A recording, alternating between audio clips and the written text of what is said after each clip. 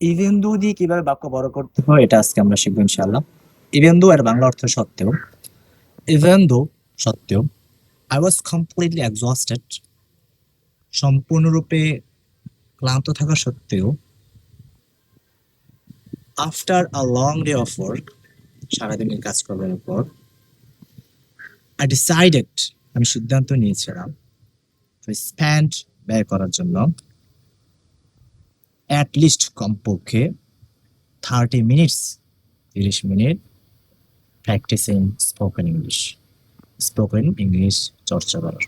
So বাক্যটা যদি একসাথে বলি এটা এবার, even though I was completely exhausted after a long day of work, I decided to spend at least 30 minutes practicing spoken English.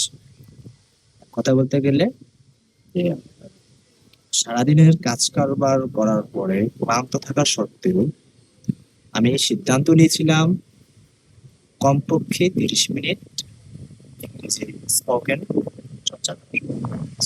Thanks for watching. আসসালামু আলাইকুম।